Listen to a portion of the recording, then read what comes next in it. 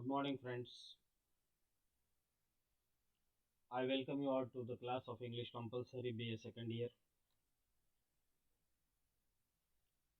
In the previous class, we dealt with the first prose item, The Model Millionaire by Oscar Wilde. Today, we are going to study the first poem from unit number 2, entitled Poetry. In this unit, we have two poems. The first one is The Gift of India, written by Sarojini Naidu, and the second poem is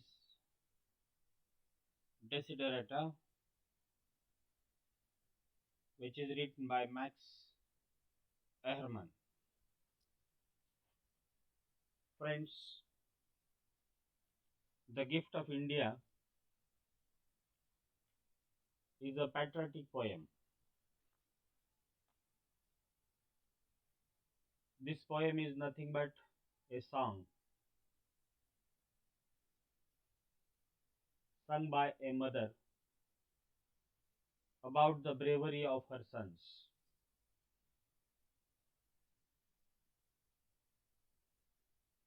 This poem presents the pains of a mother on the loss of her young sons. This poem is written in the backdrop of World War I.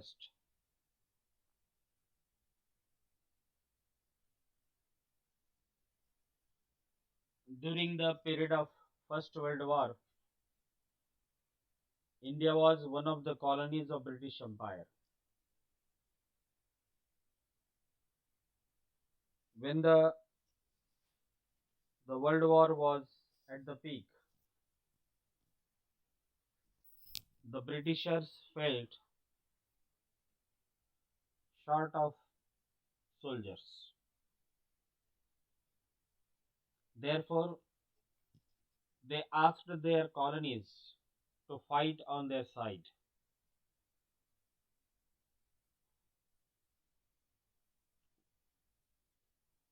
And therefore, the title The Gift of India is significant. Actually, the soldiers who fought on the behalf of British government or on the behalf of Allied forces was a kind of gift given by Mother India to England.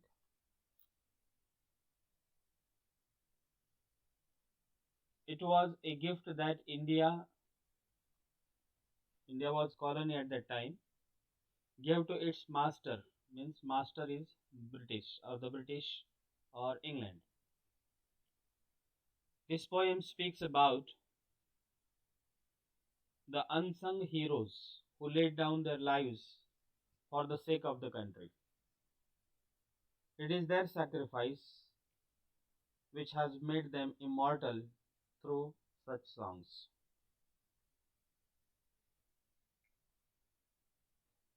Before proceeding ahead with the discussion of the poem,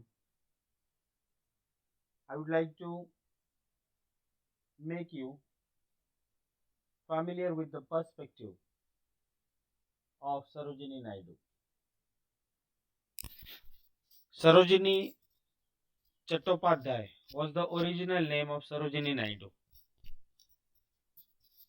She was born on February 13th, 1879 in Hyderabad.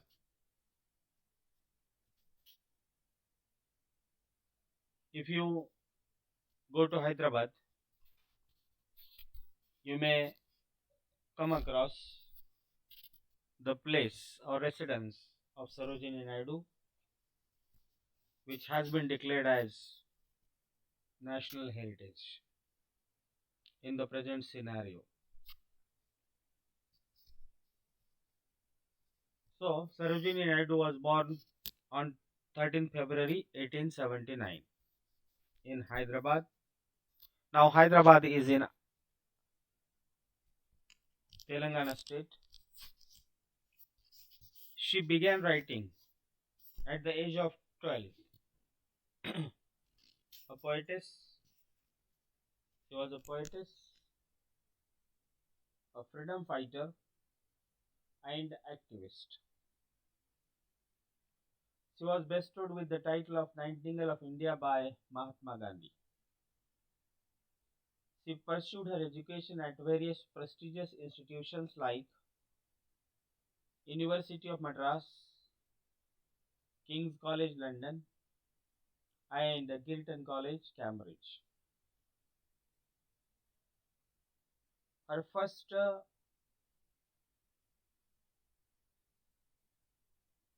collection of poems was published at the age of 12 in 1995 with the title The Golden Threshold. When she was 12, her first collection of poems entitled The Golden Threshold was published in 1905. She was just 12 at that time. As I have told you before, if you go to Hyderabad, you may come across the residence of Sarojini Naidu, which has been declared as a national heritage. The same title is given to her residence, the Golden Threshold. Her bazaars of Hyderabad is also a popular collection of poems which was published in 1912. She was appointed as the President of Indian National Congress in 1925 and later went on to become the first governor of United Provinces in 1947. She was married to Govindarajulu Naidu.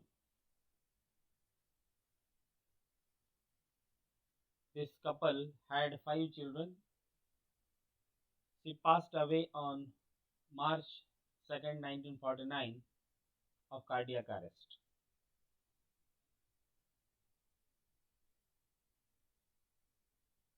The present poem, The Gift of India, is dedicated to the soldiers who fought on the behalf of Allied forces and laid down their lives for the sake of country.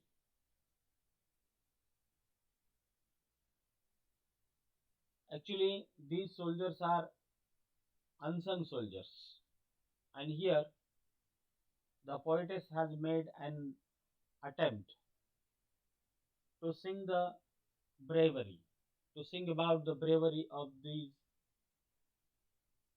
brave Indian soldiers who fought on the behalf of Allied forces in the First World War and sacrificed their life.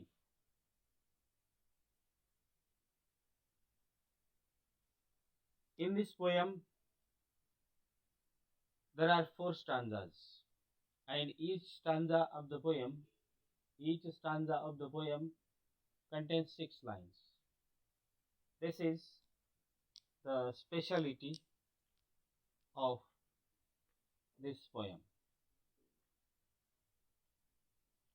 The Gift of India is a patriotic poem which speaks about war and its losses.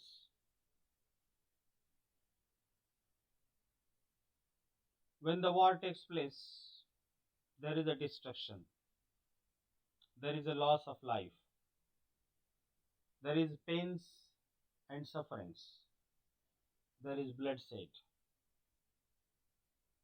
When the war is over, the scenario is very heart touching. The soldiers are killed They are mortally wounded. They are lying in the pool of the blood.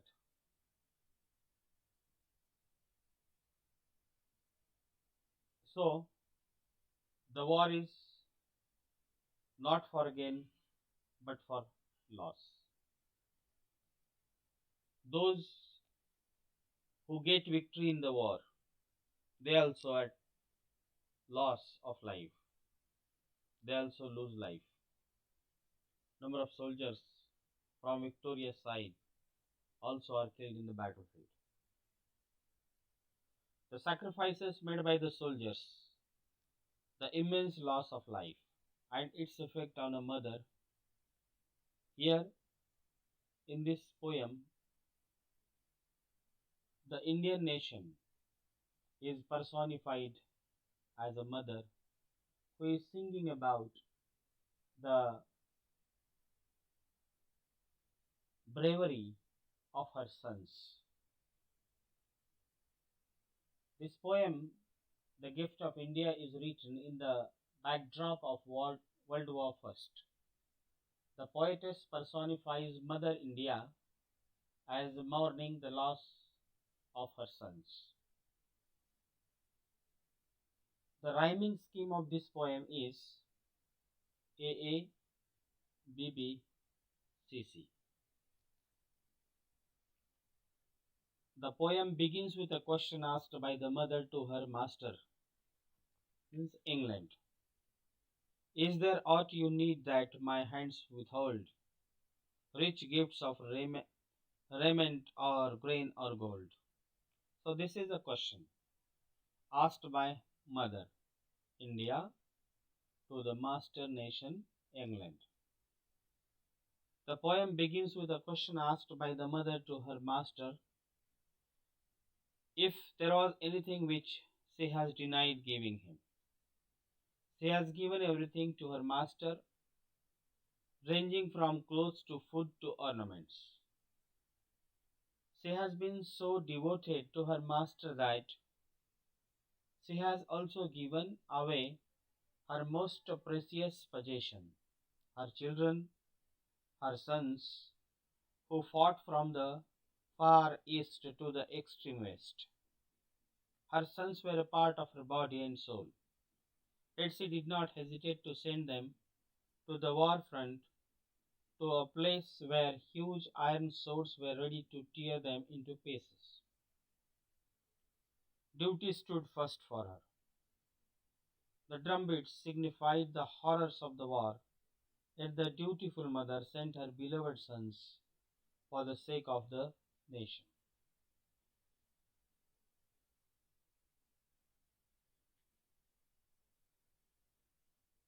The mother's mourning continues in the second stanza of the poem. Gathered like pearls in their alien graves, silent they sleep by the Persian waves, scattered like cells on Egyptian sands. They lie with the pale brows and brave broken hands. They are strewn like blossoms mown down by chance on the blood-brown meadows of Flanders and France. The mother's mourning continues in the second stanza of the poem, wherein the mother complains about the horrors of war which has killed her young sons.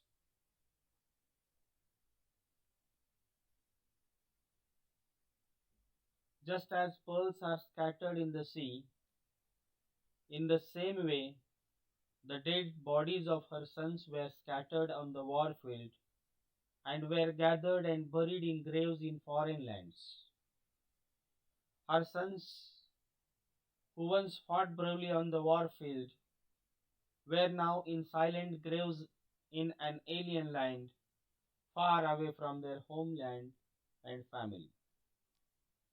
These were the graves of the brave sons of Mother India who fought under the Allied forces in World War I at the Ottoman Empire, in Persian Waves, or in North Africa, Egyptian sands, or in the meadows of Flanders and France. Mother India's sons lie in the graves with pale faces, their hands which fought with the mighty enemy now broken down to pieces. They appear fully flowers, cut down by chance. The third stanza of the poem intensifies the gloom, where mother again puts a question to those who opt for wars full of violence and bloodshed. Can he measure the grief of the tears I weep, or compass the woe of the watch I keep, or the pride that thrills through my heart's despair, and the hope that comforts the agony anguish of prayer, and the far sad glorious vision I see of the torn red banners of victory. In this stanza of the poem, the mother again puts a question to those who go for war. She asks us if these cruel people could ever understand the grief that a mother undergoes while she keeps watch. The mother's heart is filled with complex emotions. There is pride and sorrow. At the same time, parallelly, there is hope and prayer in the heart of a mother. She has visions of victory with flags appearing torn and red stained with the blood of sons. This compels us to question the necessity of war at the cost of life. This also belittles the victory received after such heavy pain and loss.